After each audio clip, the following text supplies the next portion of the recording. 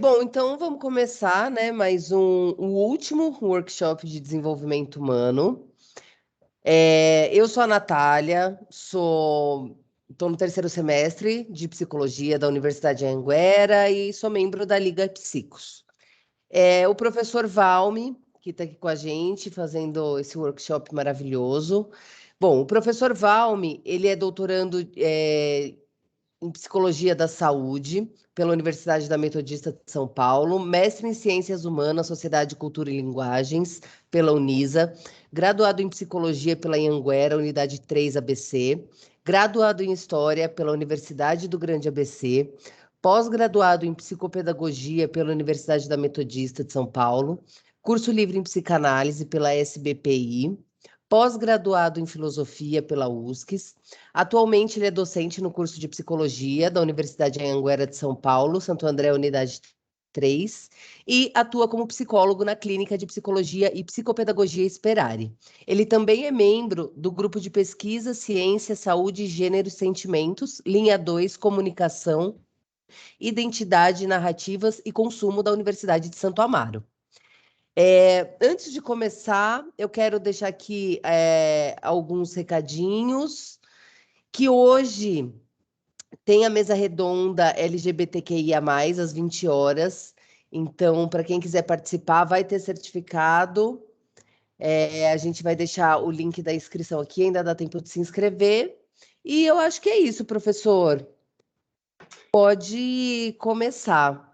Perfeito, muito bom dia, é um prazer estar aqui com vocês, completando esse ciclo, né, que são esses 4 grandes teóricos que falam sobre o desenvolvimento humano, e acredito que nunca se necessitou tanto de teóricos e que viessem falar a respeito de como cuidar das crianças e olhar para as crianças ou fazer com que elas venham ter um bom desenvolvimento e um crescimento. As clínicas cada vez mais estão cheias e justamente não só pela faixa etária de adultos ou idosos, mas também pelas crianças, a demanda é muito grande e quando você atende, você percebe que aquilo que o Winnicott diz, ou o próprio Freud, o Winnicott, na verdade, reproduz Freud, dizendo que a única coisa que é certa é que os pais erram, e vamos errar mesmo, porém, podemos errar por omissão ou por excesso, né? Mas isso não quer dizer que você não vai fazer o melhor. Além disso, a ciência ela vem discutindo, buscando compreender, entender as fases do desenvolvimento humano para que possamos, assim, criar uma sociedade melhor.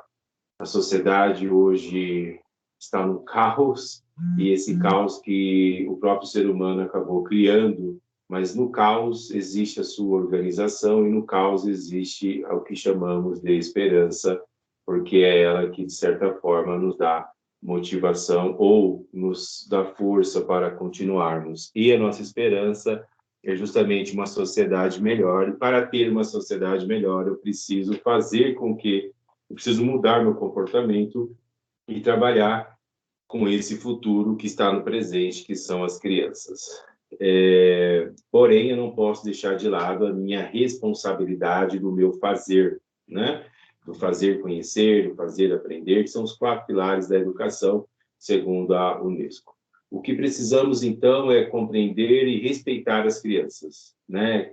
Respeitar o momento da criança. E aí o Freud vai falar da projeção, que o adulto projeta, a criança introjeta, como já bem colocamos. O Piaget vai falar da questão cognitiva, a importância dessa criança, do meio para essa criança. O Vygotsky vai ser muito mais pontual quanto a isso, até pela metodologia, e acredito que tenha ficado claro. E o Henri Vallon, ele um médico francês que vai trazer também essa teoria, e também ele traz uma abordagem marxista do materialismo histórico para discutir e entender essa sociedade e entender o desenvolvimento das crianças. O Vallon, ele é contemporâneo a Piaget e a Vygotsky, e ele vai beber nas 2 fontes, né? Mas o interessante é que ele traz algo que outros teóricos não discutem, que é a questão da afetividade. Então, com a criança, quando chora, quando você manda ela calar a boca ou a castiga, você não sabe o mal que você está fazendo para essa criança. E é meio assustador, porque quando você atende, os pais falam, eu aprendi assim, e é assim que eu vou fazer, porque era isso que eu tinha. Ou então o pai, ele cobra dessa criança aquilo que não foi ensinada, e ela acha que essa criança é um mini gênio, porque ele acha que é um mini gênio, que a criança vai aprender tudo sozinho, do nada. E ninguém aprende do nada, né? As pessoas aprendem sempre de uma referência de algum lugar, e é desse lugar que estamos falando, né? Dessa posição do olhar. E para você que faz psicologia, já é formado, é de outra área, eu preciso entender as fases do desenvolvimento, até para entender o comportamento deste humano, né? E para entender o comportamento deste humano, eu preciso analisar, compreender o todo, né? Sair dessa questão de testes, tão somente testes e mais testes, o teste vai dizer quem você é, isso é pura fantasia, que o teste fala do momento, e como bem disse, e aqui te deixei claro que Piaget era contra as questões de testes, porque, segundo... Tá aqui o livro dele, não consigo enxergar o nome dele. Gardner, ele diz que justamente a inteligência é o ato de resolver problemas e não é o ato de acumular conhecimento. Acumular conhecimento é uma coisa e ser inteligente é outra, completamente diferente. E aí eu vou dando a essa criança possibilidades e meios para que ela possa, assim, então, ter essa fase, né? Ter oportunidade do aprender. E lembre-se que aprender dói. Aprender e crescer dói. É uma fase que faz com que você venha refletir, repensar, porque você vai entrar justamente numa onda do novo, tudo que é novo assusta, então é comum essa dor. Bem, Henri Vallon, ele nasce na França em 1879, vai viver em Paris, ele morre em 62, né? E veja que essa questão do século XIX para o século XX, você tem aí uma produção científica em massa, né? Assim, você tem, por exemplo, a gente está falando de, né, 4 grandes teóricos, mas você teria outros mais, né, que de certa forma não estudamos ou não nos dedicamos, mas você tem outros teóricos que vão falar a respeito.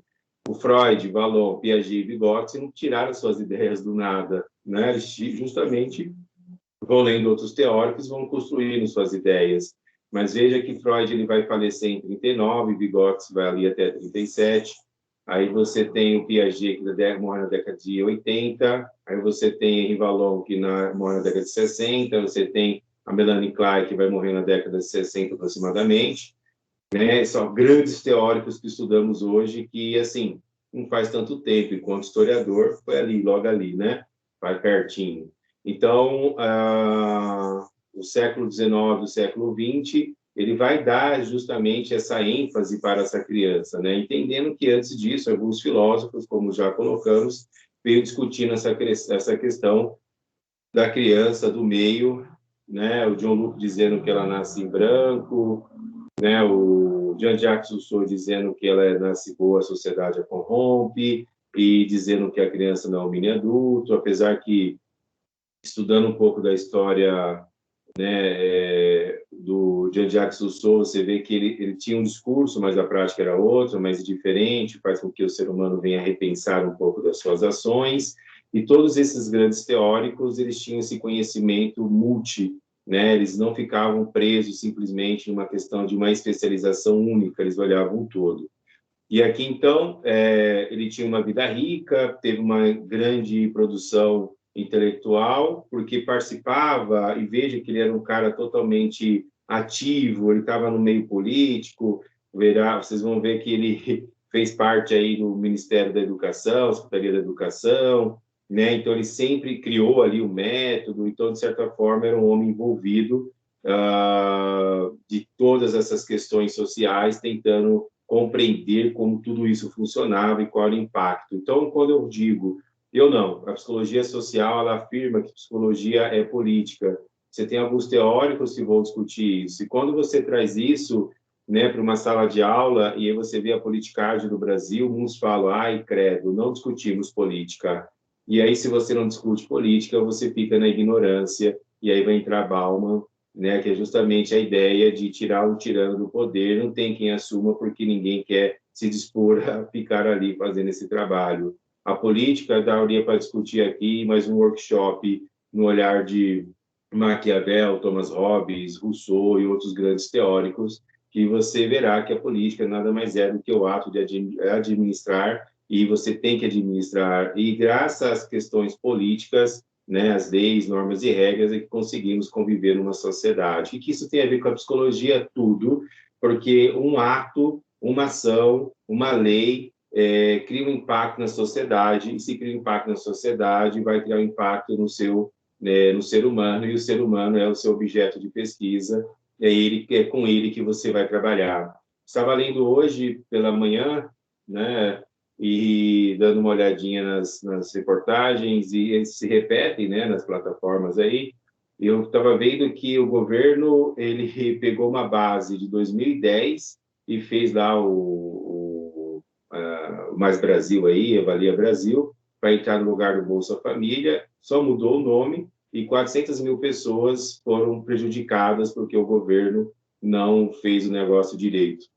E aí, qual que é o problema? Eu tenho 400 mil pessoas sofrendo, e aí cria um impacto na minha sociedade, e é lógico que você, enquanto psicólogo que entende o todo, vai compreender que isso veio de uma ação inadequada ou impensada de um governo. Não vai adiantar falar mal do governo, não vai adiantar, mas, de certa forma, eu sei de onde vem. Então, eu preciso entender políticas. E aí você tem os grandes teóricos que vão discutir isso.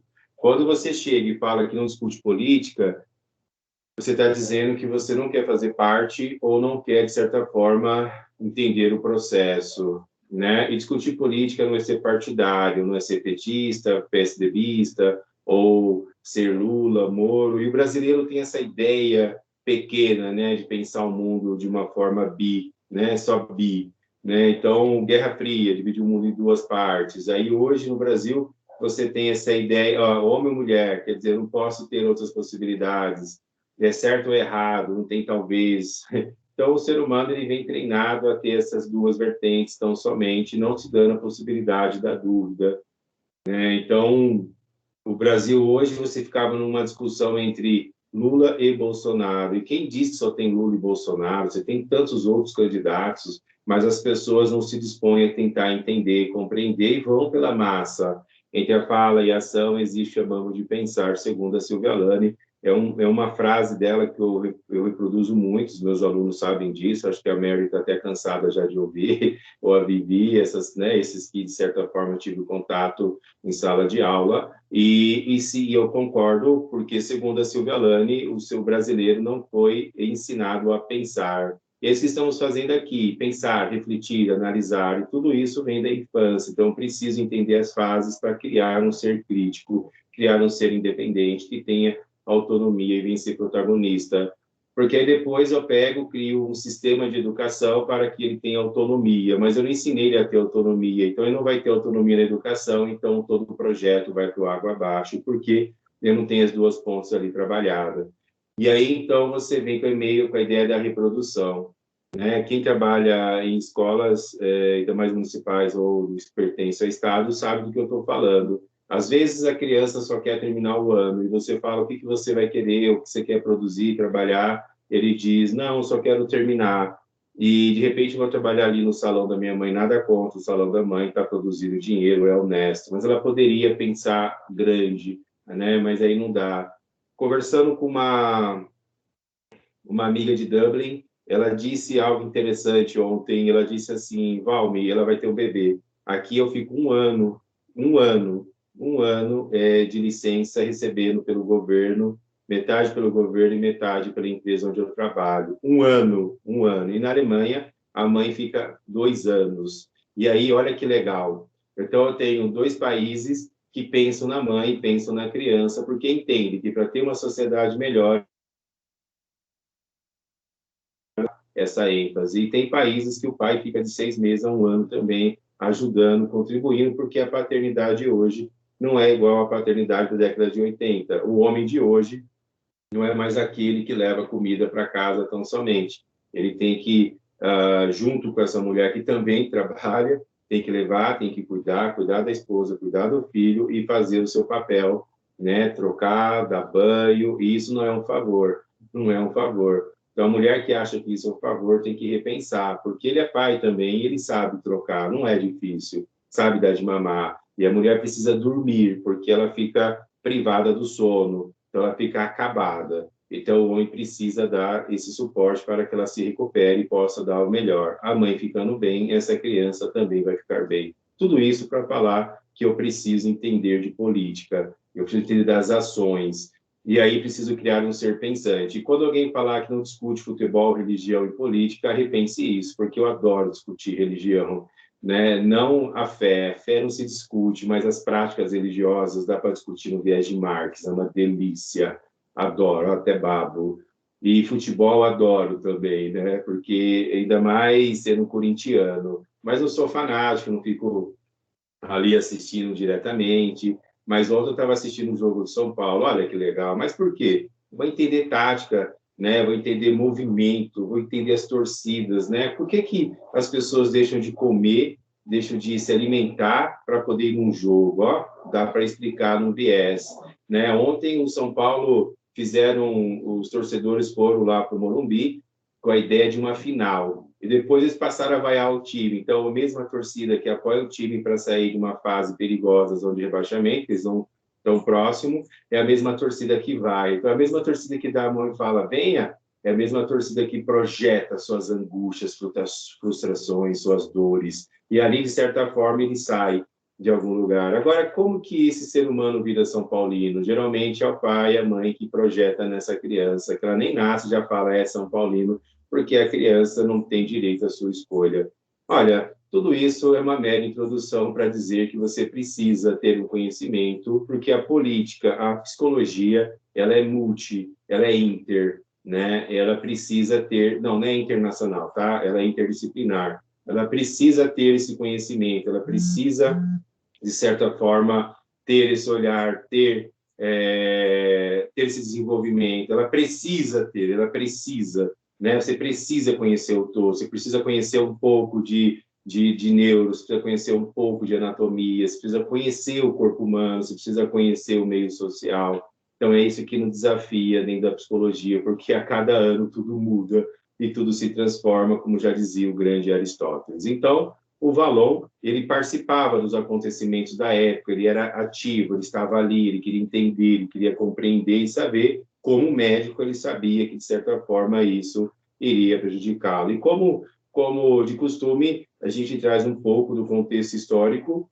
justamente para entender as fontes. Um segredo não, uma prática que eu tenho, que antes de entender o autor, eu busco entender as fontes, a história, a biografia, como que foi todo esse processo, porque aí, a partir daí, eu consigo compreender melhor o porquê que ele está dizendo aquilo. A partir daí, eu consigo compreender melhor por que ele está dizendo é, que aquilo que... O porquê ele está dizendo aquilo, né? Por que ele criou aquela teoria. Então, eu consigo entender, a partir desse viés, a partir dessas relações, eu consigo ver o caminho que ele percorreu e chegou nessa conclusão. Então, o Vallon, ele vai ainda jovem, assim como os outros teóricos, ele vai se interessar pela área da filosofia, medicina, psicologia e educação. Veja que todos esses teóricos eles não ficam em uma única área, né? Vão conhecendo um pouquinho de cada uma, se especializa em uma. Em 1902, ele vai finalizar a primeira graduação em filosofia com 23 anos de idade. Em 8, vai terminar sua graduação no curso de medicina, né? Veja que eram pessoas que sempre estavam ali buscando conhecimento. E aí, hoje, você tem uma coisa interessante, que as pessoas separam a filosofia de tudo, né? E a base de tudo é a filosofia. Olha que interessante. Não sei se vocês perceberam, eu, de certa forma, sempre trago algo filosófico ou de uma base de um pensamento filosófico ou histórico, porque entendo que tudo parte dali, desse viés, e esses grandes autores buscam ali esse conhecimento. O Vallon, novamente, ele nasce de uma família de intelectuais, volto lá para o Piaget e para o Vygotsky e o próprio Freud, eram pessoas, então, que tinham contato com conhecimento, com leituras. A criança nasce nesse ambiente. Então, ela nasce entendendo que livros são normais, que a leitura é gostosa, que a leitura é agradável. diferente de hoje em dia. Conversando ontem com uma paciente, uma criança de 3 anos, tendo domínio do YouTube, domínio da tela, e ela falava assim, eu não consigo tirar, mas às vezes é muito mais fácil, porque eu dou para ele e aí ele fica quietinho e não me dá trabalho. Aí virou chupeta. E a tela, ela é importante, né? Você tem estudos dizendo da importância da tela, mas também trazendo os malefícios, né, que essa tela traz. A tela que eu digo é celular, iPad, né? Mas ela sendo inserida de uma forma correta, a criança consegue adquirir conhecimento e isso vai virar também uma ferramenta. O que não dá é para virar chupeta, ó, cala a boca, toma aí. Então, eu preciso entender isso. Então, você pode brincar, ir para o chão, tabuleiro. Sem uma ideia, tinha uma criança de 9 anos, 10 anos. Vamos jogar ali um jogo de tabuleiro. Ele, o que é tabuleiro? 10 anos. E o tabuleiro é isso aqui, é o tabuleiro, olha, né? Aí ele diz, eu nunca brinquei disso, não? Tá bom, vamos jogar dama. O que é dama? Eu não entendo esse trem, não, porque estava habituado, né, simplesmente ali. E então eu preciso entender até pelo fato do brincar, que o brincar é uma coisa séria, o brincar vai levar a pessoa a várias outras áreas. Então, ele nasce no meio de intelectuais, ele nasce, e veja que nesse momento ele está passando também por uma estabilidade, assim como os outros teóricos, ele passa pelas duas guerras mundiais, o mundo ficou ali devastado mesmo, né? E o vô, no caso do Vallon, era um historiador, viu? Segundo Marx, a melhor ciência que existe, não é a palavra melhor, eu uso uma outra palavra, é a história, viu? Por isso que eu fiz. Não, brincadeira. Todas as ciências são importantes, mas eu preciso entender o que acontece ou o que aconteceu. E aí, então, ele começa a ter uma influência política e acadêmica a partir do viés desse vô e dessa família que estava ali inserido. Eu tenho uma filha de 4 anos e 5 meses, isso eu não escondo para ninguém, e ela escreveu o nome dela sozinha. E aí ela grita, papai, papai, eu que foi? Escrevi meu nome, papai, escrevi meu nome. Aí eu vou olhar o nome dela ali, tá perfeito da forma dela, mas todas as letras bonitinhas. Aí cheguei em casa e estávamos brincando, ela, papai, hoje vamos falar sobre o A, I, O, U, as vogais. Eu falei, o A já está me ensinando, moça? E ali você vai interagindo, porque vive no meio ou convive com pessoas que leem, né? Faça a questão da leitura e nada forçado, tudo no viés do brincar, do prazer. E é bem legal isso. Então, o Vallon vai atuar como médico, né? Ele, numa instituição psiquiátrica, vai cuidar em especial de crianças com algumas deficiências neurológicas. Veja, semelhante então ao Vygotsky, que monta um grupo de pesquisa para crianças especiais, né, para entender todo esse processo, atua como médico do exército francês, então ele amplia esse conhecimento durante a Segunda Guerra Mundial e vai cuidar dos soldados vítimas da guerra. Porém, existia todo o interesse aqui dele, né, algumas inquietações, e todo grande pesquisador tem suas inquietações, que era justamente entender o desenvolvimento humano. Como que funciona o desenvolvimento, né? Como que existe esse processo, quais as características de cada fase. Então, ele vai fundar um laboratório de estudos voltado a crianças com problemas de comportamento, que era, na época, conhecido como anormais. É claro que ainda existe no mundo essa discussão de conceitos, né? Não posso falar negro, tem que ser preto, tem um conceito, eu tenho um conceito de anormal, normal, eu tenho um conceito de retardo, né? Se usa a palavra, nossa, ele tem um retardo, ele é um retardado. As pessoas já olham isso como uma ofensa, dizendo, ai, está ofendendo, né? Não, ele estava dizendo que ele tem um retardo, ele não está conseguindo seguir os demais. Porém, a gente toma cuidado, até porque o Brasil é muito sensacionalista, né? Um ato vira uma explosão e fala, nossa, olha aquela pessoa, como ela é preconceituosa. Então, tem que tomar alguns cuidados. Essa experiência dele vai fazer com que ele venha ter a sua tese de doutorado e vai sair dali o livro, que é A Criança Turbulenta. Então, veja que, enquanto você tinha instituições que excluíam essas crianças, prendiam essas crianças. Não, deixa eu entender, essas crianças são crianças. Eu trabalhei 7 anos numa escola particular com crianças chamava de vulgo inclusão. né? Eu ia falar exclusão porque você percebia que não existia uma inclusão de nada. O que existia era uma integração, né? Ou fazia com que ela ficasse ali no meio de outras pessoas, mas você não fazia esse trabalho de incluir. E aí você vai ter alguns teóricos que vão trabalhar essa diferenciação entre inclusão e interação ou integração, mas as leis, ó, tudo aqui é lei. A lei, então, ela obriga que a empresa tenha X% de pessoas com algum tipo de deficiência, que as escolas aceitem, que não tenha mais escolas especiais, né? Então, você tem aí todo um trabalho, porque são pessoas normais. E, nesses 7 anos, eu nunca aprendi tanto na minha vida, porque eu tinha que ler, tinha que estudar patologia, compreender o processo, até para poder explicar para os professores, né, e explicar também para os pais e fazer todo o trabalho de inclusão. E uma coisa que ficou claro, que eles são ilimitados, e quem limitava eles eram os adultos, né, os pais e os professores. E aí eles produziam várias coisas, aprendiam, ficavam assim, ó, oh, não é ó, é só deixar, para de limitar, porque é o adulto que faz isso a todo momento. Então, ele vai entrar no desenvolvimento, vai se aproximar na questão da psicologia e da educação, ele vai produzir várias pesquisas, né? Ele se envolve em tudo, inclusive na formação de professores, na interação entre adaptação escolar, né? Então, ele acaba indo, ampliando, dizendo, olha, deixa eu entender aqui esses processos. Então, tudo que o Valon vai fazer nesse momento, seus escritos, vai ser voltado à educação e à psicologia.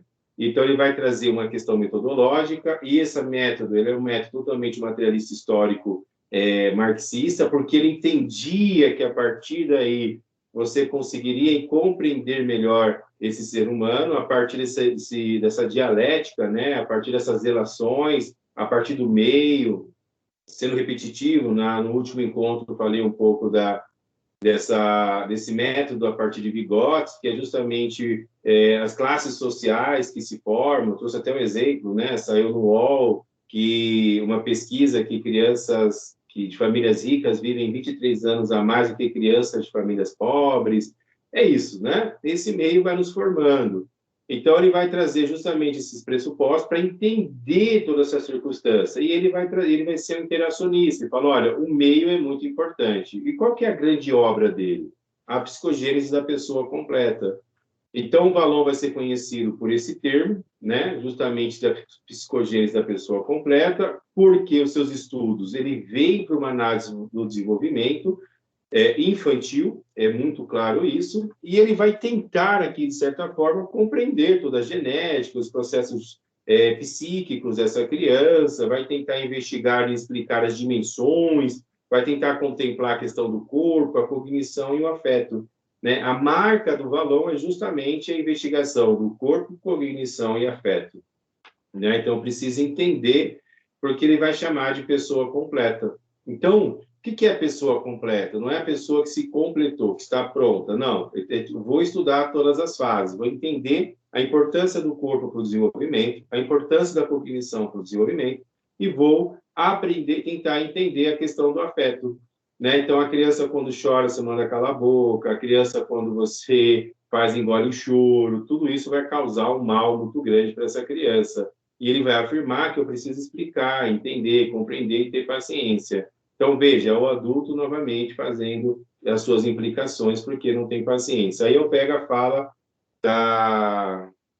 Teve uma pergunta de uma colega, esqueci o nome da colega, acho que ela está aqui, não foi Emília, que fez uma pergunta sobre essa questão da sexualidade na infância, e ela colocou, olha, a gente tem que respeitar as crianças. Foi a fala que ela trouxe, e super concordo com aquilo que ela trouxe, porque é isso que é discutido. O que acontece? O ser humano acaba impondo as suas neuroses, fantasias, e essa criança vai crescer no meio de um trauma já fantasioso a partir dessa vida do adulto, né? Deixa cada um viver sua fase, deixa a criança ser criança, vai brincar, pode projetar nela aquilo que é seu, pode viver suas frustrações, né?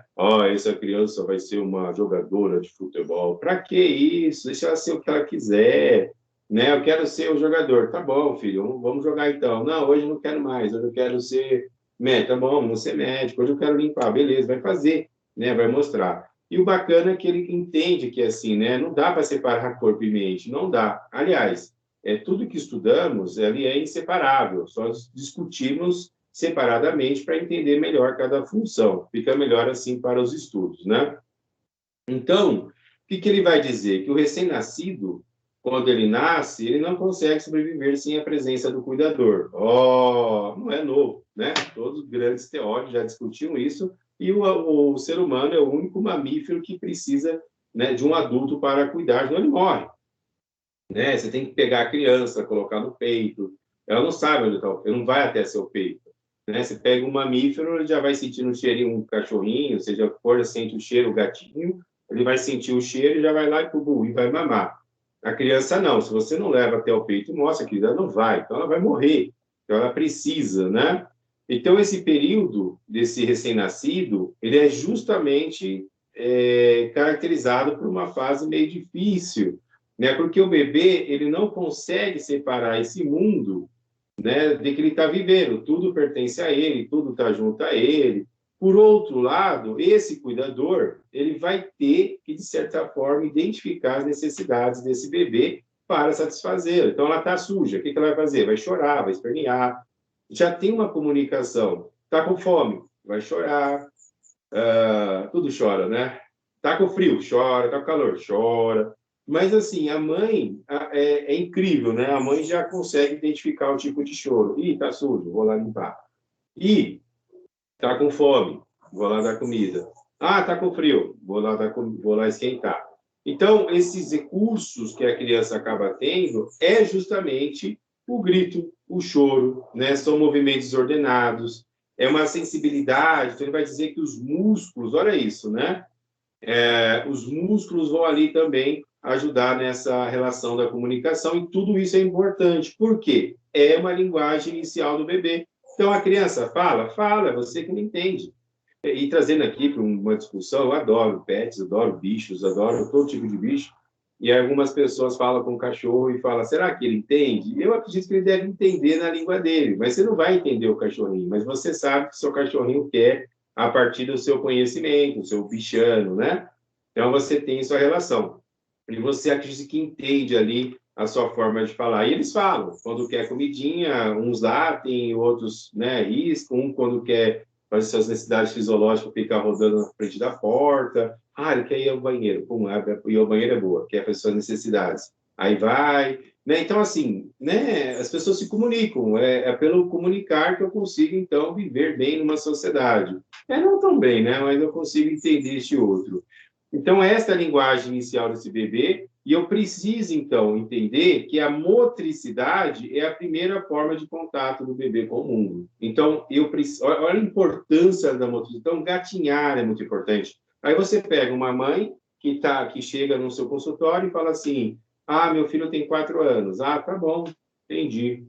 Mas ele não anda. Ah, Foi ao neuro? Foi. Ah, ele falou que não tem nada. Ah, entendi. Tá, e por que ele não anda? Aí você olha, a mãe está com a criança no colo. Não quer, porque o chão é sujo. Eu não vou colocar meu filho no chão porque o chão é sujo. Não, o chão realmente ele é sujo, né? É só você limpar. E a criança precisa ter contato também com a sujeira. Olha que coisa. E ter contato, justamente, ela precisa andar. Volta lá para os jogos do Piaget, dos estímulos, né? A criança precisa ser estimulada. Então, o recém-nascido vai estar ligado diretamente a esse contexto a partir dessas relações pela sua motricidade. Então, o Vallon, é do Vallon a ideia do estágio do espelho, né? Que o Lacan depois vai pegar emprestado, para não falar que é plágio, ele pega emprestado, né, do Vallon essa teoria, mas isso vai discutir depois.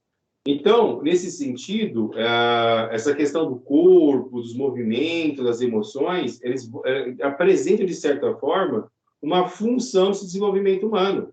Porque, olha, não tem aquela ideia de quem chora não mama, é isso mesmo, né? Isso, ouvi um coro aqui, ó, oh, mama. Então, quem chora não mama.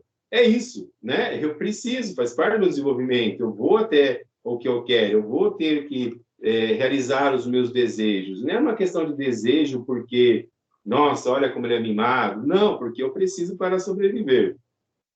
E aí ele vai trazer, né, uma ideia de outros teóricos, por exemplo, Piaget, que vai trabalhar só esse aspecto cognitivo, né, dentro dessa... e não vai abordar o papel aí do corpo das emoções.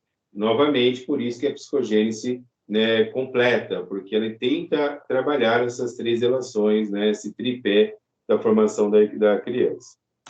Então, o Vallon nos ajuda muito. Então, o Vallon ainda, ele vai trabalhar essa questão do recém-nascido, vai dizer que ele não possui uma consciência desenvolvida, e é real. Freud, Piaget e Vygotsky vão trazer essa discussão também, né?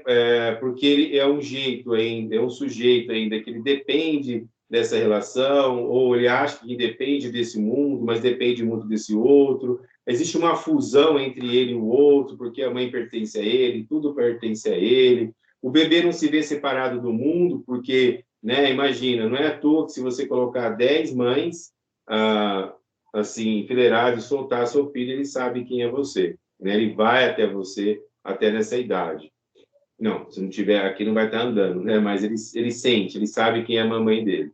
Então, para o Vallon, esse processo de socialização em que o bebê vai interagir com os outros, né, na sua inconsciência, enquanto ser individual, sendo construído, isso é muito importante, porque existe um processo de construção de si que vai implicar numa diferenciação deste outro, né? Quem sou eu, quem é o outro, e aí você vai estabelecer os seus primeiros anos de vida, e, para isso, essa interação com o outro é o que vai justamente pré-estabelecer quem é você e quem é este outro, né? Quais as relações, quem é você, quem é o outro. Tanto que quando uma criança chora, e tem outras crianças perto, é um barato, assim, né? Parece uma sinfonia. Um começa a chorar aqui, o outro do nada começa a chorar e vai ouvindo, cada um num tom.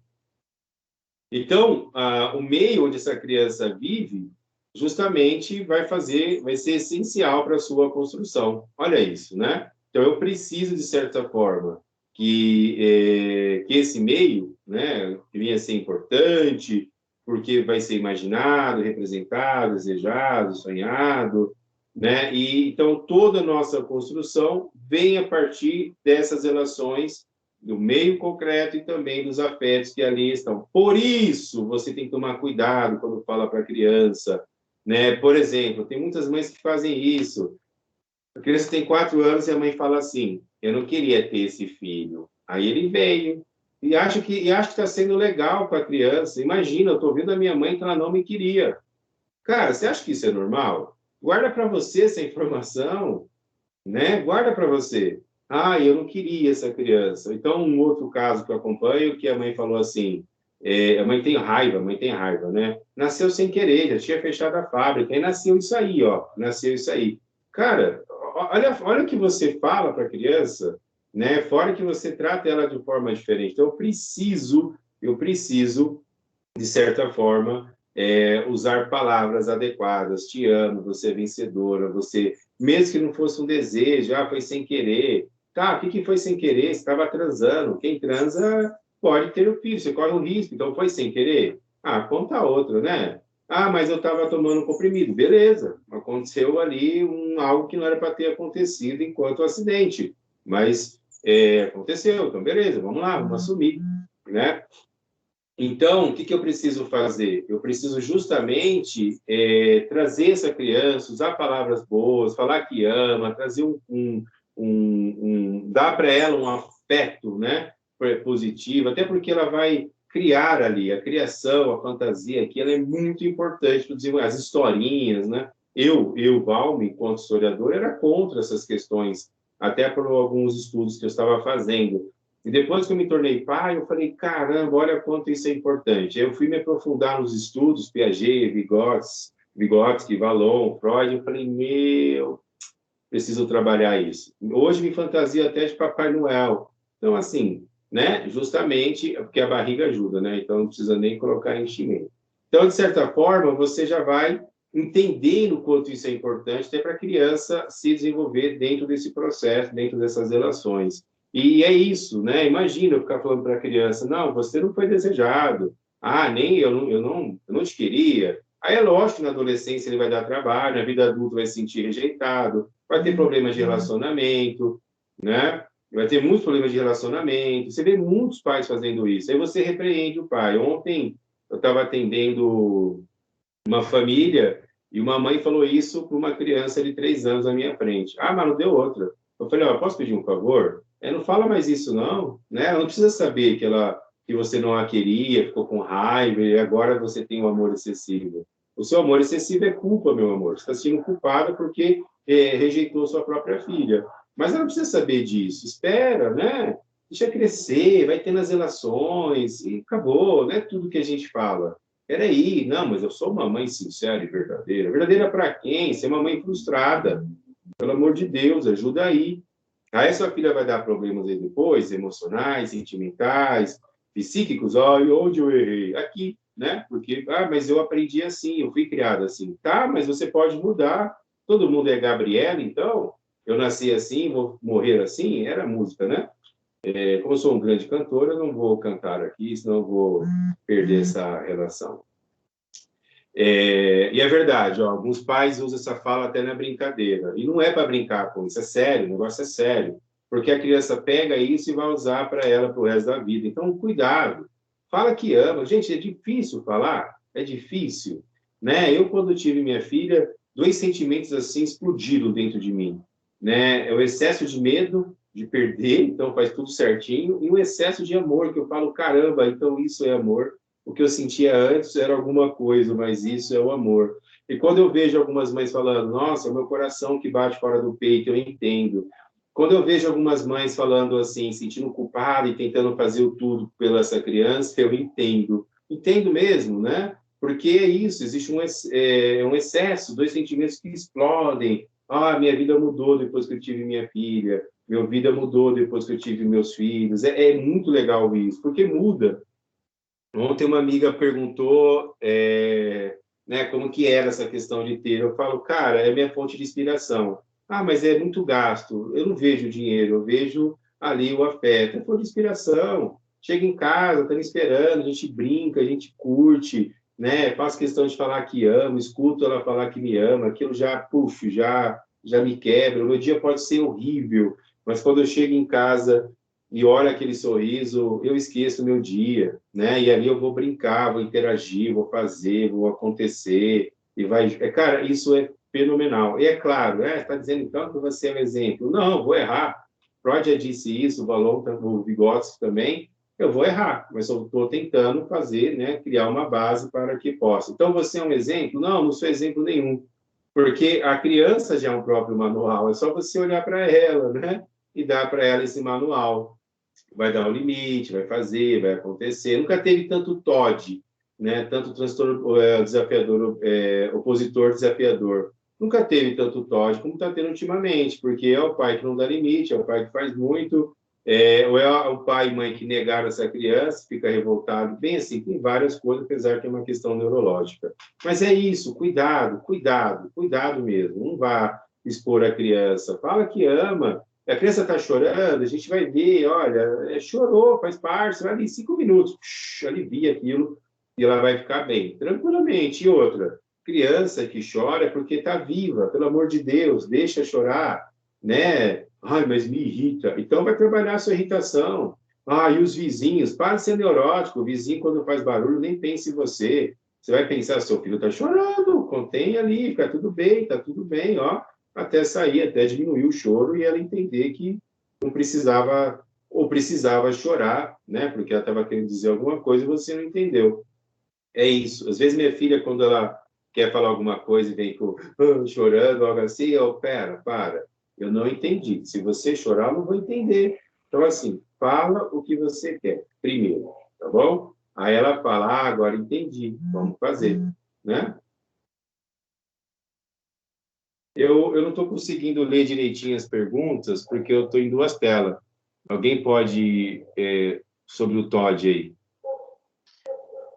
O Todd Vai, pode ir. Falar. O Todd pode ser desencadeado pelo meio, professor? Então, você tá em estudos ainda, né? Mas eu acredito que o meio interfere em tudo, ele pode ser um gatilho. Mas apesar que o TOD é uma questão neurológica, Então, existe uma disfunção neurológica aí também, tanto que o TOD tem que ser trabalhado na infância, porque lá na vida adulta ele pode ter um desvio de conduta, né? Pode piorar a situação. Mas o meio, sim, eu acredito que interfere em muitas coisas. Eu acredito. Bem, então, ao descrever todo esse papel, o Vallon ele vai trazer alguns conceitos de diferenciação de meio e grupo, né? Apesar dos dois estarem ali dentro desse mesmo processo, ele vai trazer justamente o que seria isso. Então, o meio, segundo o Vallon, é o contexto social e político em que a criança está inserida. Pode ser ele compreendido como algo mais amplo ou não. Então, ele vai trazer, olha, o meio onde você está inserido mediante todas as relações, né, todas as construções que você está ali dentro desse processo. O grupo já é um conjunto de pessoas que tem o mesmo objetivo, e aí tem divisões de tarefas de seus membros. Então, o meio é justamente o que vai me influenciar junto com o grupo também vai ter essa influência, mas o meio, ele vai trazer justamente essas relações, né? A relação política, social, é ele que vai fazer isso, segundo o Vallon, porque ele acaba dividindo até para entender. E o grupo onde eu estou, né? Minha família, o grupo escolar, grupo de religiosos, porque, gente, assim, a religião ela é importante, né? A religião ela tem sua importância para a construção da sociedade, tanto que não dá para discutir a sociedade sem entrar na religião, porque ela é uma construção dali, né? Um autor que eu gosto de citar muito também, que acaba sendo o Augusto Conte, ele vem com esse discurso, né, que o nosso pensamento é ocidental cristão, e às vezes você, sem ser religioso, tem hábitos religiosos, e nem sabe, fala, ixi, nunca fui, por que eu estou fazendo isso? Né? Sinais, crenças, né? Normal. Então, a religião ela tem sua importância até para a construção do superego, né? Ela é uma instituição que ajuda na construção do superego social. O problema é quando ela excede, né? E aí muitas excedem, então tem que tomar esses cuidados. O Estado também é uma instituição que ajuda nessa relação do superego e assim por diante, né? Bem, então o meio vai ser isso. No grupo, a criança vai aprender as diferenças, né? As relações, tomar conhecimento, as suas limitações, seus sentimentos, vai ter a questão da individualidade dentro dessa relação com esse grupo. E vai saber quem é ele e quem é o outro. Eu volto lá para a Silvia Lannes, não sei se vocês leram já O Homem em Movimento dela, ou a Psicologia Social da Editora Brasileira, ela vai discutir justamente que o ser humano precisa entender quem é ele e quem ele vem do grupo, quem é o grupo e quem é ele, e aí ele vai ter a sua individualidade, a sua identidade, assim por diante, né? E aí ele vai entender algumas exigências, o desejo que vai se de pertencer a algo, a algum grupo, isso acontece ainda hoje, né? E aí vocês vão entendendo, você vai envelhecendo e o seu grupo vai diminuindo. É bem interessante, né? Porque a solidão ela se faz necessária, segundo a Melanie Klein, e quando você discute, então, essa questão e fala, caramba, quantos amigos eu tenho? Eu tenho amigos de qualidade. Não, você vai envelhecendo e o seu grupinho vai mudando, é normal, né? Grupinho de interesse, mas eu quero pertencer a um grupo. E aí você vai pertencer, às vezes rompe com a família, mas tem um grupo de amigos, né? E aí você vai discutindo essas relações e vai crescendo, porque isso faz parte do ser humano. O ser humano é um sujeito social que precisa participar, pertencer a grupos. A escola, para essa, né, a escolinha, ela é de fundamental importância para o desenvolvimento dessas crianças. Então, tiver condições de colocar a criança numa escola a partir dos seus 2 anos, apesar que hoje a obrigatoriedade é dos 4 no Brasil, né? 4 anos ela tem que estar matriculada, mas você colocar ela numa escolinha com 2 anos, onde já está passando por todo um processo, vai ajudá-la também a se socializar. Professor, mas eu deixo a minha desde os 6 meses. Tudo bem. No Brasil é assim, né? Você vai para outro país, não. Você vai deixar a criança a partir dos 2, 3 anos de idade.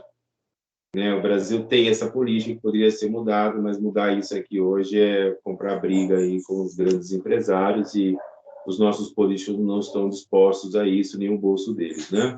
Entenderam a ironia, talvez. E aí, então, ele vai ter essa questão do coletivo, vai entender, vai começar a colocar os seus desejos, vai ocupar um lugar nessa estrutura do grupo, né? Então, ele vai saber quem é ele, quem é o grupo, então vai ter toda essa relação e vai começar a aprender com esse meio. E aí, o Vallon ele vem discutindo os conjuntos funcionais, né? Veja que são teorias que fazem com que esse ser humano venha ter, essa criança, né? Ela venha ter esse processo de conhecimento, né? Esse processo de crescimento.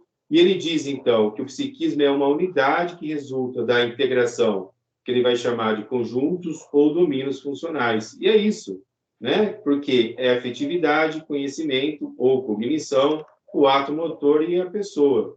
Então, ele diz que esses conjuntos, daí com os funcionais, de via de regra, eles acabam sendo abordados de forma separada, apesar de estar todos juntos ali, porque para entender melhor essas relações, né? Como funciona, qual que é o processo. Então, esse conceito de afetividade é justamente a capacidade que o ser humano tem de ser afetado. Ó, afetividade vem de ser afetado, né, por esse mundo interno e externo. Olha isso. E é isso, né? Ah, estou com afeto. Fui afetado hoje. Né? Estou amando. Não estou amando. E assim por diante. Então, essa sensação, né, agradável ou desagradável vai ser muito importante para essa criança, para esse desenvolvimento, né, para esse crescimento.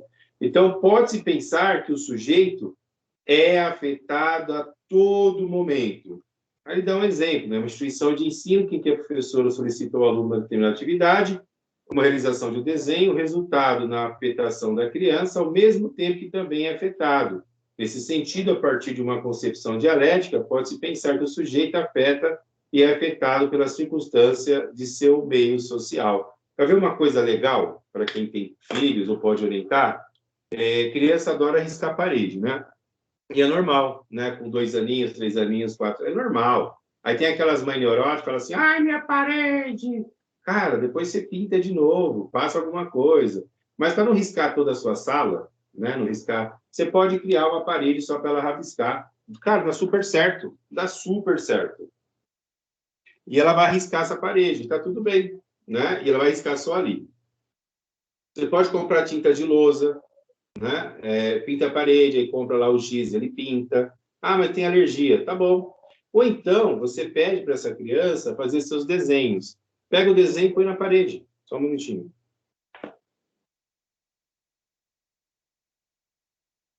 Essa obra de arte delas, cara, é importantíssimo. É importantíssimo. Né? Forra a parede. Aqui, ó. Ai, que desenho lindo. E vai chegar numa idade que eles vão querer fazer desenhos para dar para todo mundo, os cartões, né? Ah, esse cartão é especial. Aí desenha. Você vai falar, nossa, que bonito, muito obrigado, eu vou guardar. Estou cheio de desenho, cheio de folhas lá, tudo bonitinho, tudo guardado. Vamos desenhar? Vamos desenhar? Ah, vamos prender aqui então. Nossa, que bonito, né? Valoriza, porque esse desenho vai te afetar, porque é uma questão de amor, né? De uma relação que tem ali, e para ela também que recebeu esse elogio. Então, entenda isso, né? A nossa convivência é uma dialética, né? Eu sempre tenho um diálogo com alguém ou com o outro a qualquer momento, em qualquer situação.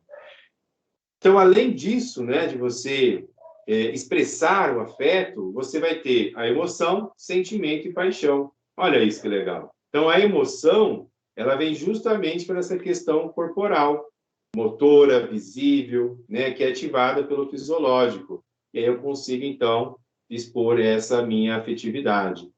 Então, a emoção aparece no recém-nascido na forma de espasmos, né? São tanto contrações musculares, viscerais, como expressão do bem-estar, o mal-estar, as oscilações musculares. E aí, então, ele consegue colocar e pontuar tudo isso. Não, então, isso aqui é uma emoção. Então, por exemplo, você consegue diferenciar o medo da alegria, raiva, ciúmes e tristeza a partir do comportamento dessa criança, a partir dessas questões motoras. Né? E isso é muito interessante, né? Quando você tem um pet e a criança demonstra isso claramente. Ou então, quando tem uma outra criança, é bem interessante isso. Então, quando essas características, né, da emoção são estabelecidas nesse vínculo do bebê com o mundo, é visível, né? Justamente porque ela começa a chorar, os cuidadores geralmente pegam no colo, balançam, oferecendo um aconchego. Não é à toa que muitos são espertinhos, né? Chora e quer colo. Tá bom, dá o colo, não tem problema. Depois você coloca o chão novamente, explica o porquê. A minha está com 4 e 5, ela fala, papai, ela não era muito pedir colo agora, papai, coio. Aí vem pro colo, vamos pro colo, vamos lá, vamos fazer as coisas. Aí, ó, eu preciso que você vai pro chão agora, tá bom? Tá bom, papai, acabou, vai pro chão. E assim você vai, é claro, não vai carregar a criança de 10 anos no colo, né? Não é essa a ideia. Você tem aí uma certa idade, mas dá um aconchego dessa relação, porque ali existe uma troca. Você tem pais que nunca abraçaram o filho, que não dão um beijo no filho, que não fala que ama, ainda mais os machistas, né? Esses pais truncudos aí, truculentos, ou mães, não, não posso ser assim, tem que preparar uma criança forte. Não entendo onde vem essas teorias aí. Então, esse sentimento vai corresponder a essa expressão, né? Que vai dar justamente a questão das emoções, que vai envolver as ações diretas, instantâneas, só que esse sentimento tem um certo controle, que vai regular a sua potência, que vai permitir aí o sujeito a refletir nas causas e consequências e assim por diante, tá? Então, ele vai, até porque aqui a criança ainda não tem a questão da fala.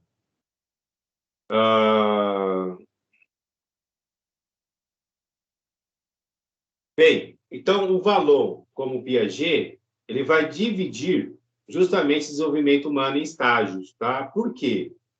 Para estudar melhor, né? Eu dei uma corrida aqui, não vai dar tempo, peço desculpas.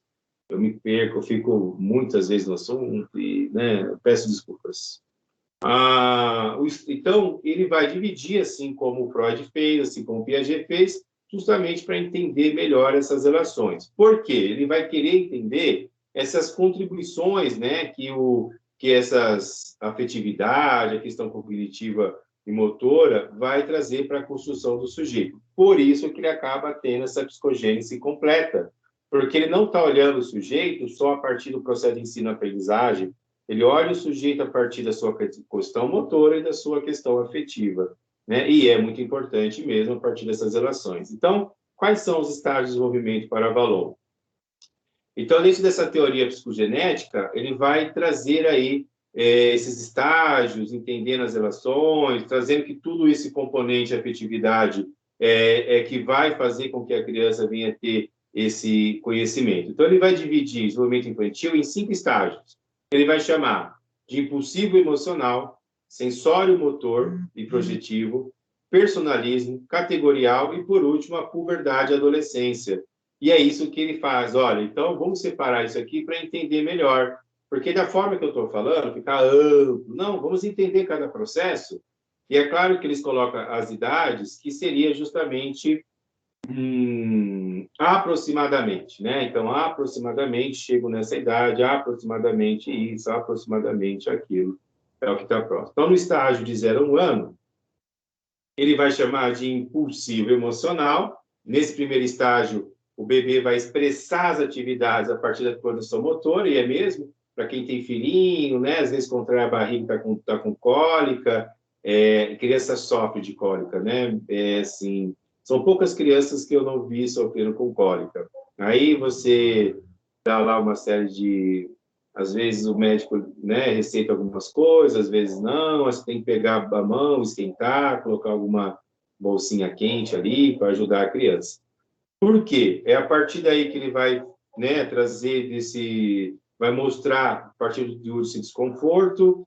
É bastante comum nessa idade o bebê, frente ao desconforto de dor, sono e fome, reagir ao meio de choro, e é isso mesmo, né? Assim, como que eu vou querer que você olhe para mim? Chorando, estou com dor, né? O adulto, e aí tem uma brincadeira, né? A mulher suporta TPM, suporta todos os sintomas de TPM, não são todas que sentem, mas tem uma porcentagem alta, e vai trabalhar ainda por cima e tal. O homem sente uma dor de uma cólica, já acha que vai morrer, socorro, vou morrer, não vou conseguir sair daqui, meu Deus, né? Enquanto a mulher tem contração, a dor do parto, uma série de coisas, e o homem acha que ele é o sexo forte. Conta outra, viu? Conta outra. Parece uma criança, fica lá se torcendo. Então, pode falar. Não falou. Tá bom. Então, nesse estágio, a criança ela vai ter essa aprendizagem justamente por essa questão da fusão com o cuidador. E por que usa a palavra cuidador? Porque, de repente, não é a mãe que está cuidando, de repente não tem a mãe, de repente tem uma série de outras situações, mas tem aqui um cuidador, que pode ser essa figura paterna ou materna, mas, se não, é alguém que vai fazer esse trabalho, tá? Então, esse processo vai ser a partir do contato, né, com o corporal. O bebê vai ficar conectado justamente com esse cuidador, porque é isso mesmo, né? Fica grudado ali, livre demanda de peito, de leite, né? É com ele que vai começar a querer, vai dormir no colo dessa pessoa, vai brincar, fica fazendo cosquinha, né? Vai tentar interagir, é o que vai dar a alimentação. Então, essa relação próxima ao cuidador, o bebê vai começar a perceber esse ambiente, né? Até porque, às vezes, a mãe vai colocar numa cadeirinha para poder fazer alguma atividade, cozinhar, sei lá, limpar, ou até mesmo tomar um banho, né? Se cuidar também. Porque muitas mães, quando têm filhos, se esquecem, né? Esquece da vida delas e passa a viver em prol desse filho. Isso também não é bom, de buscar equilíbrio, né? Mas eu entendo que nos 3 primeiros meses não é legal, é uma adaptação muito difícil. E o brasileiro tem a mania de romantizar tudo, né?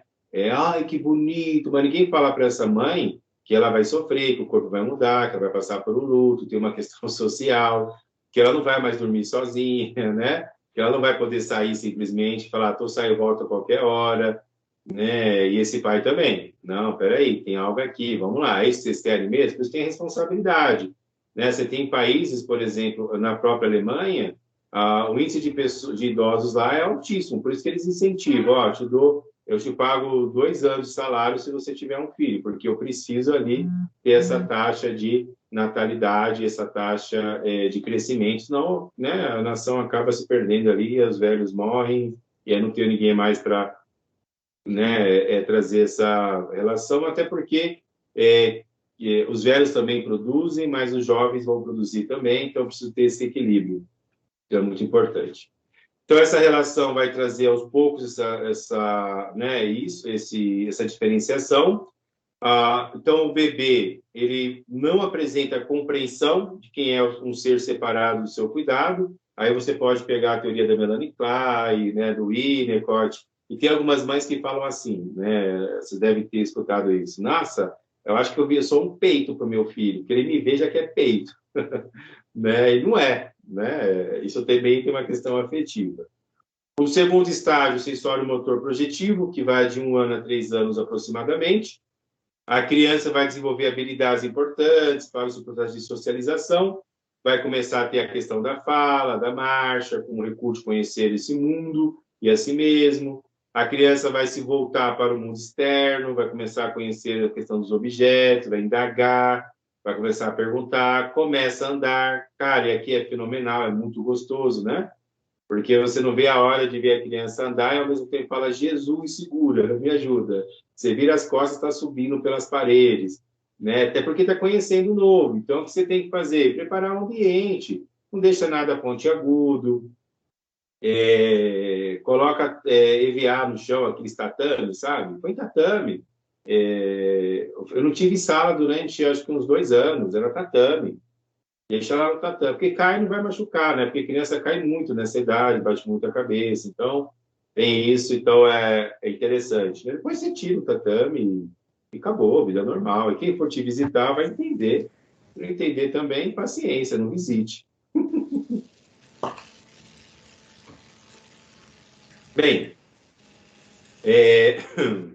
a criança vai começar a explorar os objetos, o espaço, vai começar a questionar qual é o nome dessas coisas, o porquê, para quê, né? Por que isso, por que não, por que anda. E aqui começa, então, toda essa fase de aprendizagem, né? Aqui começa a ter a questão de exploração dos espaços, texturas, situações. Aqui as escolas começam a trabalhar com eles, colocar o pezinho na areia, mexer com bolinha, com coisas gelatinosas. É fundamental.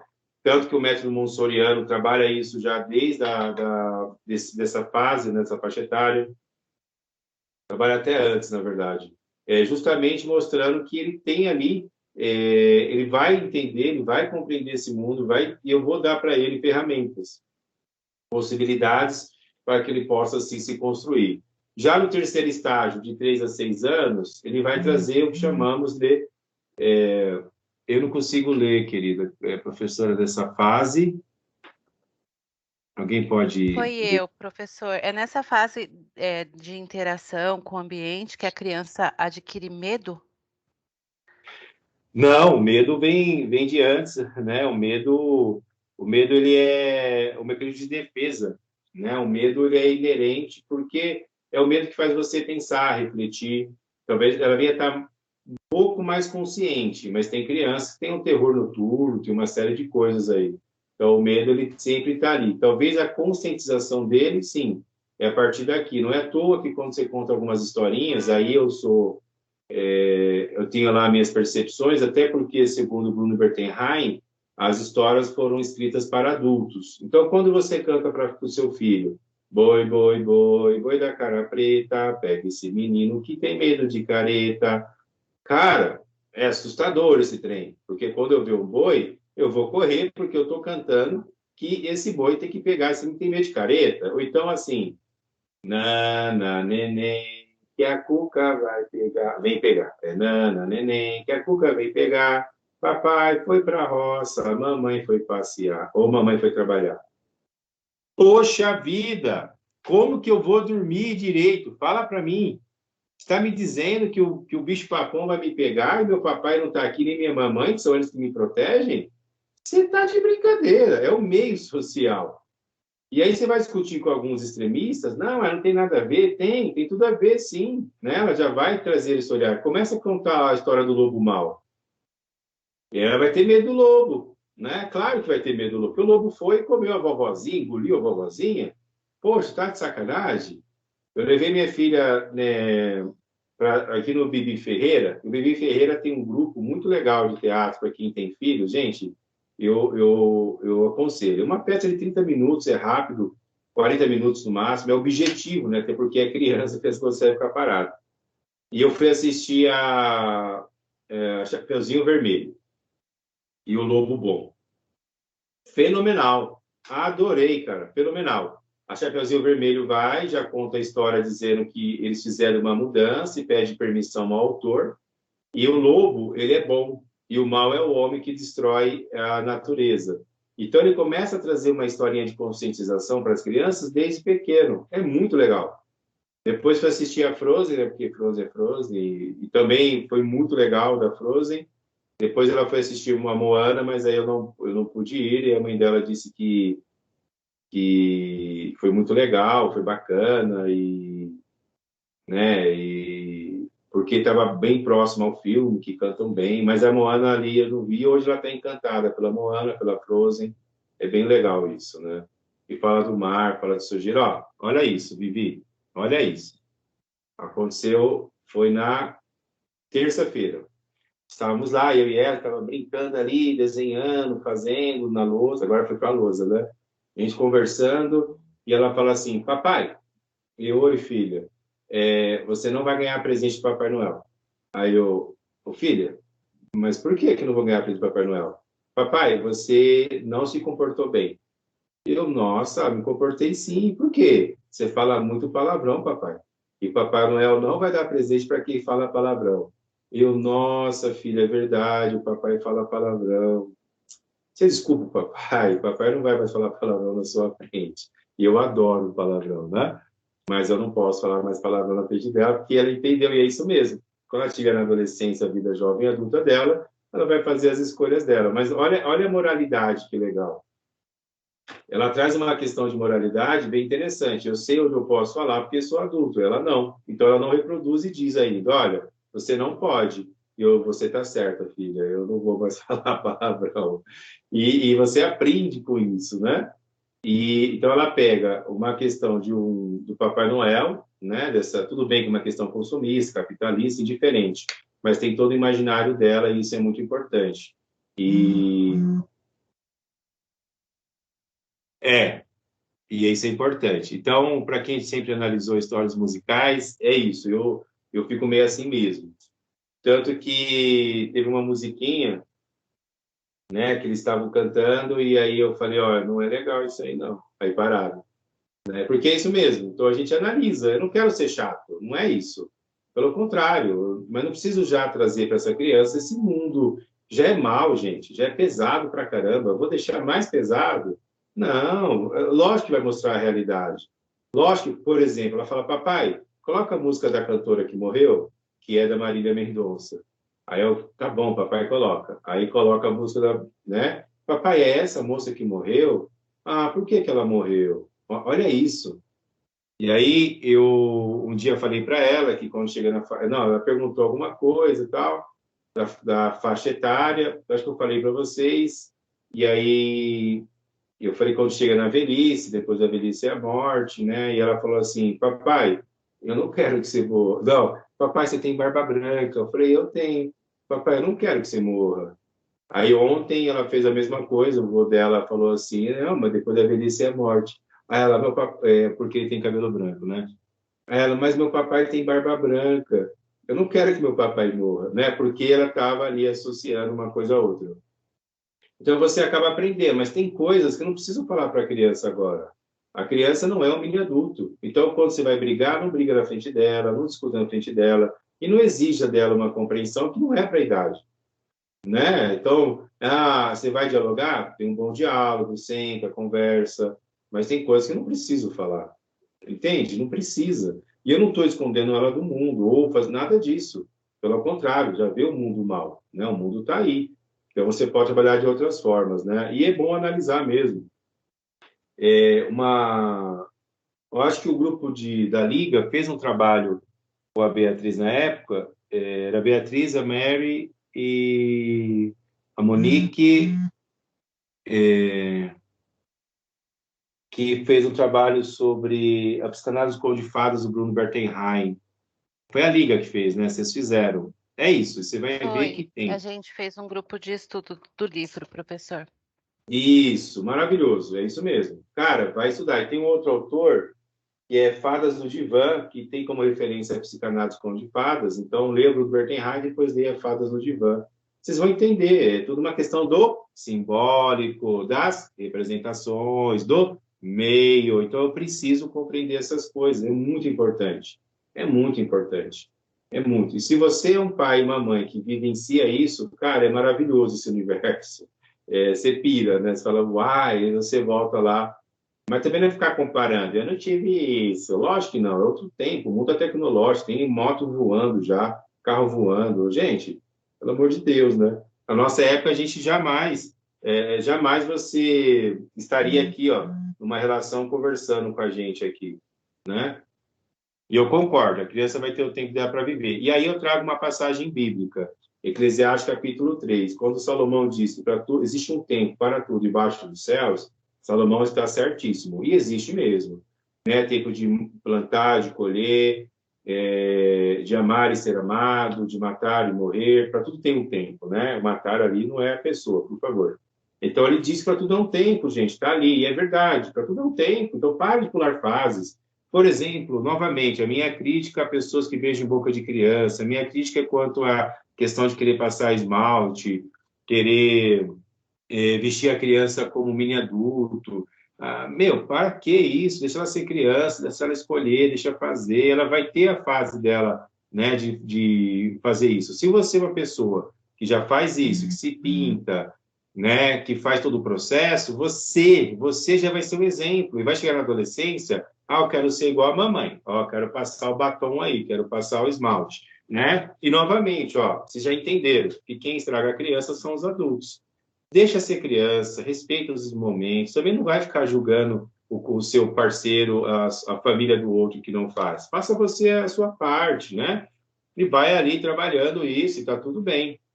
E aí, importante que na vida jovem e adulta, né, não adulto mais maduro, você vai ver a diferença. Você fala, caramba, olha isso, criei uma grande pessoa, independente, autoestima elevado, né, que sabe lidar com seus medos, suas frustrações. É isso que importa, né?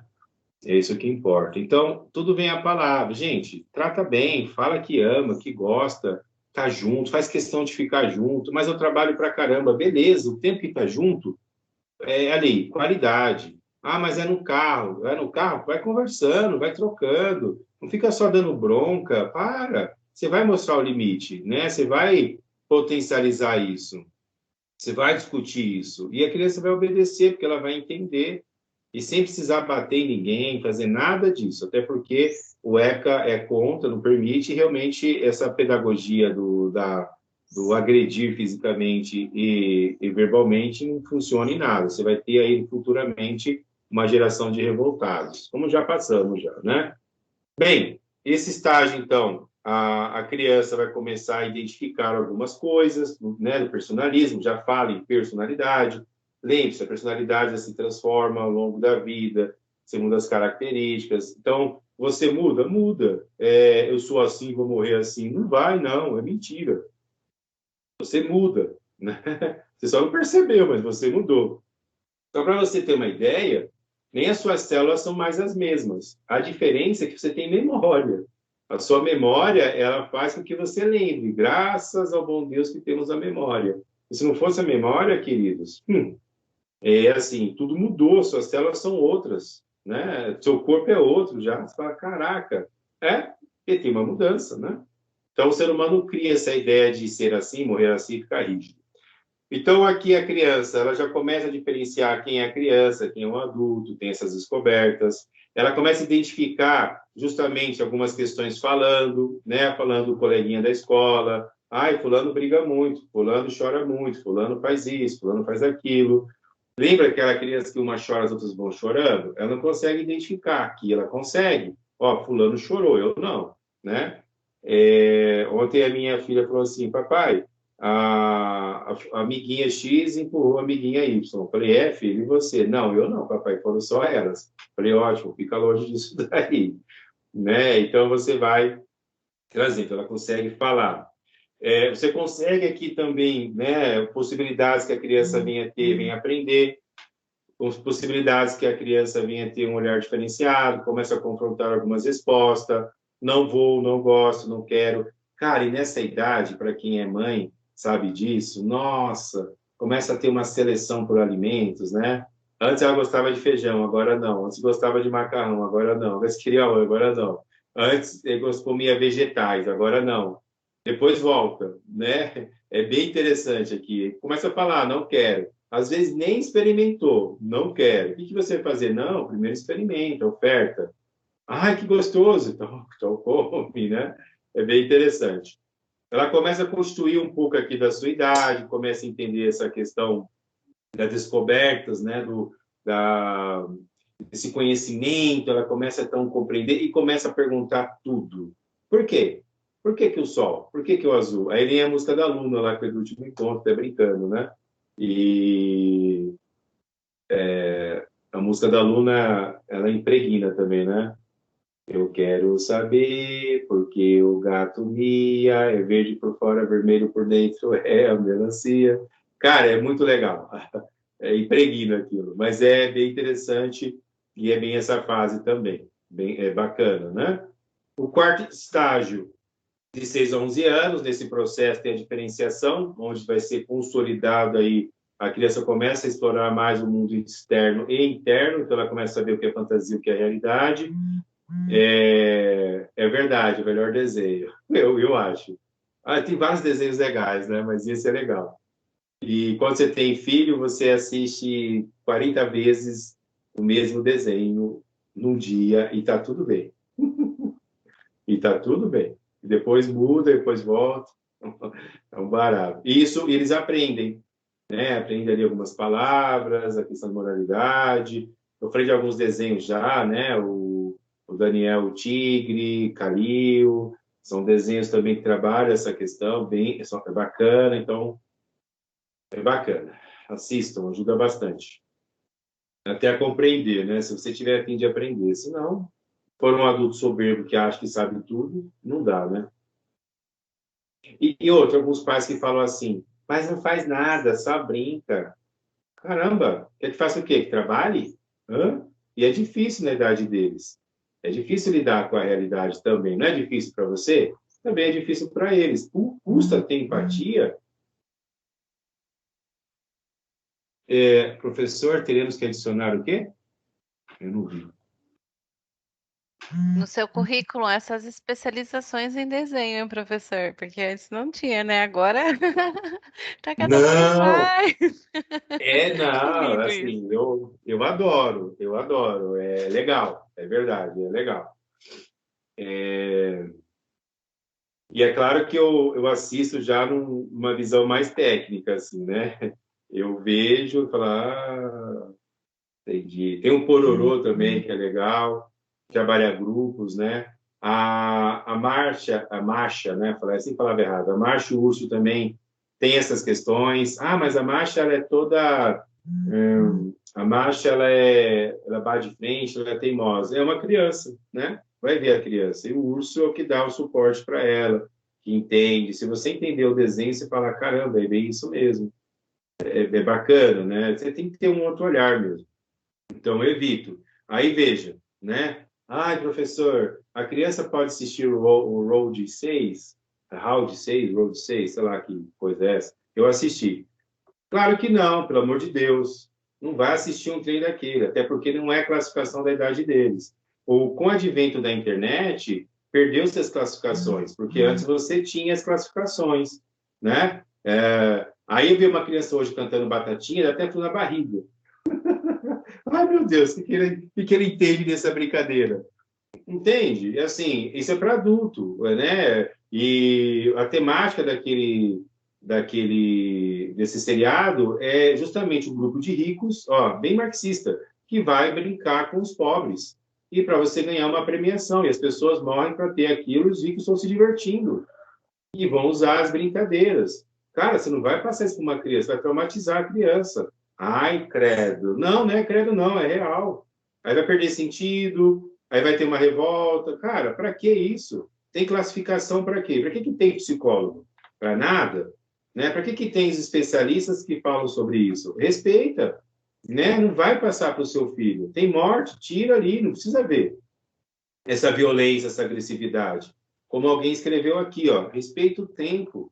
Para tudo há um tempo. Seja paciente. Não é à toa que a nossa sociedade hoje é a sociedade mais ansiosa do mundo, né? Cara, por favor, né? Respeita. Ah, não tem nada. Não tem nada para você. Para a criança tem. Espera, ela vai ter. Tenha paciência. Tem que ser tudo do seu jeito, né? É difícil. Então, aqui ela começa a ter já um pensamento desenvolvido, ela consegue ter a questão da alfabetização aqui, fica mais fácil para ela, né? Porque ela começa a entender, a realizar, fazer agrupamento, categorizar, começa a ter habilidades, ela começa a ter os pensamentos mais abstratos, já sabe o que é a realidade ou não, ela entende os conceitos, ela sabe, já começa a entender os conceitos, então ela sabe que é um reino animal, um ser vivo, ela começa a ter imagem de ideias. Cara, é fenomenal essa idade, mas também é difícil, porque elas vão descobrir já um mundo, né? E aqui ela está passando aí justamente por um crescimento de mudança de corpo, de fala, de amigos. No quinto estágio, você tem a adolescência, e dos 11 anos em diante. E o que é que existe aqui? A exploração de si mesmo, né? De uma construção de identidade, expressão em questão como quem sou eu. Começa aqui os conflitos, começa aqui toda essa questão de existencialismo, começa a ter aqui também as dúvidas enquanto à sexualidade, começa a ter confrontos, assim, existe uma série de fatos aqui que vai, né, acometer essa faixa etária e que não está longe dos outros teóricos, né? Não está longe do que Piaget fala, do que Vygotsky ou do que o Freud vai falar. Pelo contrário, está ali, né? Vai começar a querer discutir normas. E qual que é a dificuldade aqui? Já falamos sobre isso. É criança, você manda. Vou para casa do tio chato. Tá bom, mãe. Não vai falar não, porque não tem onde deixá-la. Eu vou para a festa X, tá bom? Ninguém perguntou se ela queria ir. Começa por aí. Porque acha que ela não tem voz. Ela tem voz, gente. Só que chega na adolescência, por que eu tenho que ir? Não, não quero ir, gente. Por que eu tenho que ir? Ah, você tem que usar essa roupa. Por que eu tenho que usar essa roupa? Eu gosto de usar essa. Aí começa essas mães, esses pais controladores, né? Que é bem difícil. Aí o pai quer saber de tudo, quer fazer tudo. Aí a criança quer andar de tênis, a mãe exige que ela venha andar de salto. Gente, é complicado. E aí você tem que entender qual que é a sua relação, que tipo de criança que você está formando ser humano. E você já fez sua parte, o Winnicott, né? Você, até uma certa idade, as crianças vão ser uma projeção desses pais. Depois ela vai começar a pegar o que é dela e o que é do outro para começar a interagir e falar, olha, isso aqui é meu, né? Isso aqui é meu. Eu não entendi. Professores sobre a pirraça. Alguém pode ler? Essa Professores pergunta. sobre a pirraça, minha mãe faz tudo que a minha sobrinha quer. Então, quando a minha irmã fala não para minha sobrinha, ela vai Errou. até a minha mãe, Errou. pega ela pela mão de uma forma que de fazer o que a minha irmã não quis fazer. E quando a minha mãe se nega a fazer também, ela se joga no chão e chora até que alguém pegue ela no colo. Quantos anos tem a criança? Pamela, pode abrir o microfone. 3 anos. 3 anos. 3 anos. Nossa, Pamela, legal. Ela está passando por uma fase que é justamente que ela quer limite, ela está pedindo limite. Olha isso. E aí, você tem que dar limite. Cara, eles são sedutores. Faz aquele gatinho do Shrek que olha assim, ó, são sedutores. E eles vão buscar isso mesmo. E a mãe, né, a avó tá errada. Se ela tiver aí, eu falo com ela, que ela tá errada. Ela não pode fazer isso, tem que dar o limite, até porque ela tá tirando a autoridade dessa mãe. E quando ela tá fazendo pirraça, deixa ela fazer pirraça. Deixa chorar, se espernear. Aí você vai falar, não pode, não vou dar, não vou fazer. Não é não. E se você manter isso, o limite é isso, é falar não. Mantenha o não. E aí ela vai parar, e ela vai entender que não pode. Agora, enquanto não tiver um bom diálogo em casa, porque a mãe fala não e a avó fala sim, aí ela vai atrás da avó sempre, que é o que faz tudo, né? E não dá. Aí quem sofre é a sua irmã, é a mãe, né? A mãe sofre. Então, ela tem que ter um diálogo com essa avó e falar, olha, quando eu falo não, é não. E tem um porquê do não. Não é um não por não, é um não porque não dá, não tem condições, é perigoso, né? Não vai. E não é não. E você vai explicar para a criança também, que ela vai entender. Ajoelha, fala assim, ó, não vou fazer isso porque é perigoso, porque pode fazer dodói. Não, não vou fazer. E deixa chorar. Vai chorar aí 5 a 10 minutos. Nem é para mandar calar a boca, nada disso. E deixa. Aí vai parar. Aí o que você vai fazendo? Já vai brincando com outra coisa, né? Então, e outra, ela está numa fase que eles chamam de terrible two. Depois dá uma pesquisada, né? Que eles chamam de adolescência na infância. E a criança, nessa idade, ela está descobrindo o mundo, ela está descobrindo que o mundo não pertence mais a ela. Olha isso, ó. O mundo não pertence mais a mim. Porque o mundo era tudo, agora eu tenho que aprender a lidar com o não. E manter o não vai ajudá-la nessa questão do limite, da frustração, vai aprender a lidar com a frustração, não pode fazer tudo o que ela quer. E, ó, e vô e vó, eles servem para isso mesmo, né? Encher de carinho e estragar. E o interessante que é isso, o vô e vó com vocês, não podia fazer nada, né? Nossa, não pode fazer nada. Chega o neto, tudo aquilo que eles falaram não para vocês, faz com o neto. Você que se vire para consertar o erro depois, né? Então, não pode. Então, quando você vai orientar casais, é isso. O que um fala, o outro mantém. Quer discutir? Discute em particular. E aí vai tentar entender o porquê dos não. Mas você vai ter que falar não e vai ter que falar com a criança esse não. Mantenha o não. Ela para. Ela para. Ela para. Né? E nessa idade agora, 3 para 4, não vai querer tomar banho, não vai que você vai ter que levar, vai ter que conversar, né? Às vezes leva um brinquedinho, ó, vamos brincar ali no banho. E vai associando, ela vai fazendo, mas tem que fazer. Aí vó fala assim, para você não dormia, você não poderia dormir nunca sem tomar um banho, né? Com o pé sujo. E também não é legal, né? Mas pro neto, não, não tem problema. É isso, né? É terrível. Mantenha o não e fala para sua irmã conversar com essa avó, porque eles têm que se acertarem, porque é para o bem da criança. E depois, sabe o que vai acontecer? Vai ficar uma criança insuportável. Aí, quem é que vai ter que dar conta é a mãe, né? Então, assim, não, vamos dar o não, mantenha o não precisa gritar, não precisa fazer nada disso, mantenha o não. Bem, aqui vai ter a questão da autoafirmação, aqui tem toda essa fase que eles vão trabalhando. Então, nessa fase, o recurso principal da aprendizagem, né, é a oposição, uma vez que oferece justamente a questão de identificação. E vão perguntar mesmo valores, expressões, é bem aquilo que chamamos da adolescência. Então, o Vallon, ele vai propor ainda, né, os dois princípios dos básicos, seria a integração organismo e meio e a integração cognitivo-motor. E aí, a gente iríamos, na verdade, discutir cada um deles, né? Mas temos aqui pouco tempo, que seria a integração organismo-meio. Então, o Vallon ele vai trazendo todas as relações, dizendo que existe aqui algumas características, algumas espécies ambientais, né? Onde a criança ela vai interagir com esse meio, desses fatores orgânicos. Por quê? Ele vai trazer a questão integração afetiva e motora, né? Tinha bastante coisa. O valor da interação social no desenvolvimento. Então, ele volta lá para aquela ideia ainda do Vygotsky, dizendo que, né, o meio vai trazer esse conhecimento, olhar diferenciado. Então, o meio é muito importante.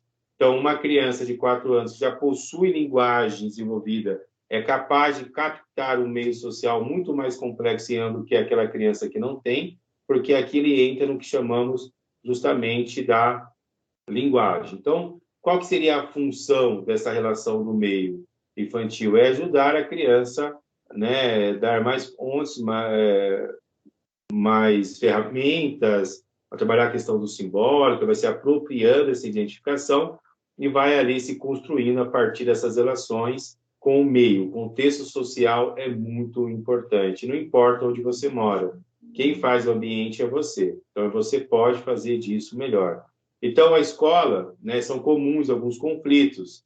Então, a criança com os professores, alunos, expressa falas como, por exemplo, não quero, não vou, não gosto mais de você, não sou mais seu amigo, entre outras. É normal, tá? Então, não é para você ficar magoadinho, adulto, pelo amor de Deus, né? Um dia eu falei não para minha filha, ela falou, eu não gosto mais de você. Eu falei, não tem problema, eu te amo do mesmo jeito, mas continuo com não. Não, tá bom. Cara, dá 4 minutos. Papai, oi, te amo. Papai também te ama, filha, vem cá. Aí explico o porquê, novamente, o porquê do não. Porque todos esses comportamentos dos nãos é acompanhado por algum sentimento de raiva, desespero, medo, né? Então, a criança vai falar isso, e é comum esse processo. Então, o Vallon, ele vai olhar essas questões opositoras, né, como algo positivo, né, significativo, que para o adulto é desrespeitoso, mas para a criança não é isso, né? Não é isso, ela está tentando ali expressar o que está acontecendo com ela, e eu vou ter que ter paciência e buscar entender o que ela está dizendo. Por exemplo, né, uma coisa que vai promover isso, dessa irritação, ó. Um exemplo, a mãe que, frente a uma atitude do seu filho e não querer fazer determinada coisa, coloca de castigo, grita, xinga, entre outras atitudes, revela que o seu descontrole emocional e não compreensão da posição da presente criança. E é o que mais acontece.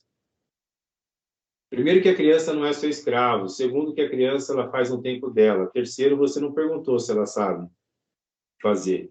Aí você exige dela algo que, né, vai entender, acolhe mesmo. Vai lá acolher, vai entender, né, o que ela está querendo dizer. Bem, e aí, só para finalizar, desculpa por estar correndo, vem a questão do pensamento e linguagem que o Vallon vai trazer, e assim como o próprio Vallon, ele vai desenvolver esse pensamento entre essas relações que são próximas, né? E vai justamente discutir como que se constitui isso e qual a importância. Então, com a linguagem, a criança deixa de reagir somente àquilo, ela impõe algumas questões, sua relação é mais perceptiva, ela consegue falar, ela consegue desenvolver suas representações, né? Ela consegue entender. Então, às vezes, ela está cantando sozinha, deixa ela cantar, não tem problema nenhum. Ela começa a perceber, ela começa a se organizar, ela organiza a fala e está tudo bem, né? Com esse desenvolvimento, ela acaba representando mais, né? Distinguindo dela de outros seres. Ela começa a ter a capacidade de ter uma conduta né, mais adequado. E aí, quando ele fala do chimpanzé, assim como o próprio Vygotsky, é o diferencial, né? O chimpanzé também aprende, mas ele não fala, não se comunica, e aí você teria aqui uma outra questão. Então, a necessidade de realizar os desejos faz com que a criança venha ter um motivo mais para falar. Então, quando uma criança não fala, né, assim, ou você não entende, não é para você gritar e falar, não tá entendendo nada. Cara, ajoelha, olha nos olhos e fala assim, e aponta para o ouvido, não estou entendendo. Calma, fala de novo, eu quero te ajudar. Vamos. E ela vai falando, então ela vai trazendo esse movimento, ela vai verbalizando, né? Então, por exemplo, a minha filha toda noite ela bebe água. Ela bebe muita água, né? Não é uma queixa, não, graças a Deus. Ela gosta de água. Não gosta de refrigerante, gosta de alguns sucos, mas às vezes o suco é pior que refrigerante, né? Então, mas na adolescência, ou mais para frente, ela vai fazer as escolhas dela, né? Mas hoje ela não faz isso. E ela pede, papai, estou com sede, dá minha água, tá bom? Papai, eu não quero nesse, eu quero naquele outro, tá bom, né? Vai dando poder de escolha, ela vai, bebe a água dela, depois levanta e vai lá fazer suas necessidades no banheiro tranquilamente. Então, falar é muito importante, essa linguagem é muito importante. Então, a palavra que a criança enuncia no primeiro momento são condensadas sempre a um objeto, né? O que responde Dodô, dormir, mamar, mamãe. Então, você tem aqui todo um desenvolvimento, e aí por isso que o Valon ele vai ser conhecido como esse que, de certa forma, acaba trazendo toda essa questão mais completa, né? Porque eu pego a questão cognitiva, eu pego essa questão afetiva e trabalho a questão motora para entender o que a criança está fazendo. Eu espero que vocês tenham aproveitado esse momento, entendido, compreendido, que vocês tenham gostado, né, de certa forma, que vocês tenham aproveitado. Foi prazeroso estar com vocês nesses 4 encontros, 6 horas, né? São 6 horas de encontro. Tá aparecendo só minha testa de novo ali. Mas eu vou mudar, então. Então, eu só tenho que agradecer o convite agradecer o convite da Liga, e prontamente criou o workshop, organizou, e está muito bem organizado. Agradecer a Natália, agradecer a Patrícia, agradecer a Vivi, que de certa forma aí vieram conduzindo muito bem esse momento de aprendizagem. Fico feliz com aqueles que puderam estar aqui, que participaram. Estamos hoje aqui em 33 pessoas, que de certa forma se permitiram, né, ter o conhecimento. Sei que muitos não poderiam estar também com a de trabalho, algo parecido, mas eu fico feliz e orgulhoso em saber que existe um grupo de pessoas também preocupadas com a infância, com o desenvolvimento humano e, acima de tudo, com a psicologia. Fica aqui a minha gratidão. Muito obrigado. Professor, a gente que agradece, né, por todo o seu tempo, por todas essas horas maravilhosas que a gente teve aqui com você. Muito obrigada mesmo, em nome da Liga. Obrigada também a todos que participaram. E já fica o convite aqui para todo mundo. Dia 15 de dezembro, às 7h30, a gente está com outro projeto junto com o professor Valme, que é a mesa redonda Saberes, Psicologia e Cinema. E a gente vai falar sobre o filme Precisamos Falar sobre Kevin. E aí vão ter 3 profissionais com perspectivas diferentes, trazendo, né, perspectivas diferentes sobre o mesmo filme. Então fica aqui o convite para todo mundo. Segue a gente nas redes sociais, né, na @ligapsicos, que lá a gente passa todas as informações, tudo direitinho. E é isso, gente. Muito obrigada. Mais uma vez, obrigada, professor. Foi maravilhoso. E até os próximos.